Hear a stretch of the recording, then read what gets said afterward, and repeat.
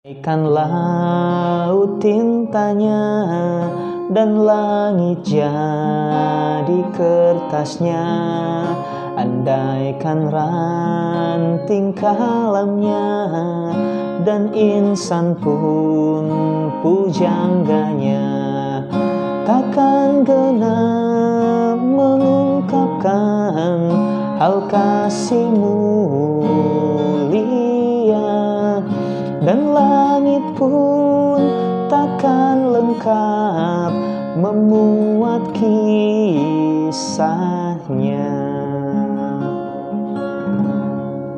Lagu yang baru saja saya nyanyikan adalah stansa atau bait yang ketiga dari lagu yang berjudul Agungnya Kasih Allahku yang terdapat dalam NKB nomor 17 dan KPPK nomor 27. Di dalam bahasa Inggris, lagu ini berjudul The Love of God yang ditulis oleh Frederick Martin Lehman pada tahun 1917. Menariknya adalah bahwa stansa ketiga dari lagu ini begitu mirip atau similar dengan apa yang tertulis di dalam Al-Quran, tepatnya di dalam surah Luqman ayat yang ke-27. Dan seandainya pohon-pohon di bumi menjadi pena dan laut menjadi tinta, ditambahkan kepadanya 7 laut lagi sesudah keringnya, niscaya tidak akan habis-habisnya dituliskan kalimat Allah.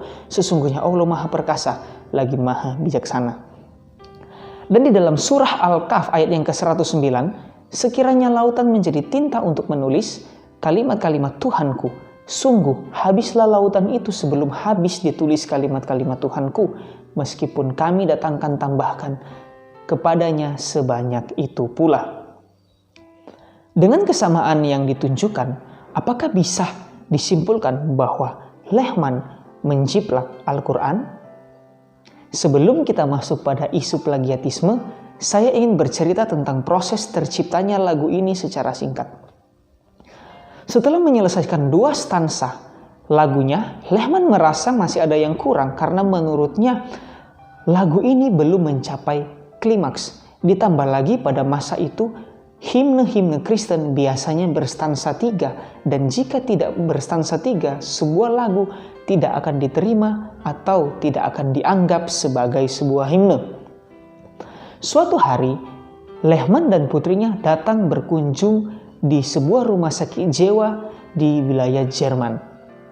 Di situ ada seorang tahanan yang baru saja meninggal, dan di dalam selnya ketika para prajurit memeriksanya, ditemukanlah sebuah tulisan yang tergores di dinding penjara rumah sakit tersebut yang berbunyi demikian.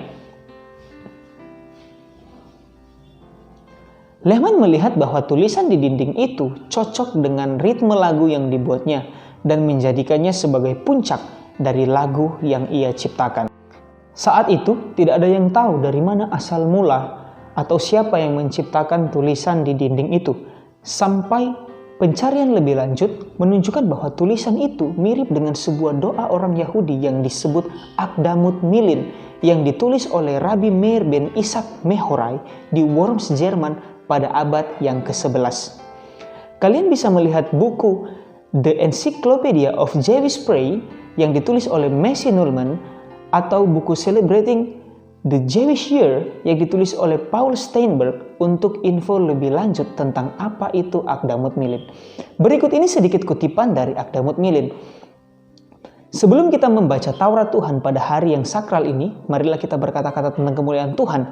Jika semua langit adalah perkamin dan semua laut penuh dengan tinta, dan kita semua adalah ahli tulis untuk menuliskan apa yang kita pikirkan, maka masih tidak mampu untuk memuji nama Tuhan dengan cukup.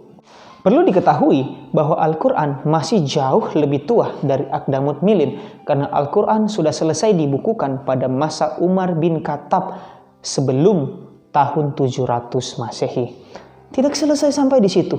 Menariknya, seorang rabi Yahudi bernama Yohanan bin Zakkai pada abad yang pertama, ketika ditanya tentang bagaimana hubungannya dengan gurunya yaitu Rabbi Hillel, ia menjawab, jika semua langit adalah perkamen dan semua pohon adalah pena, semua lautan adalah tinta, masih tidak mungkin untuk menuliskan bahkan sebagian dari apa yang saya pelajari dari guru saya.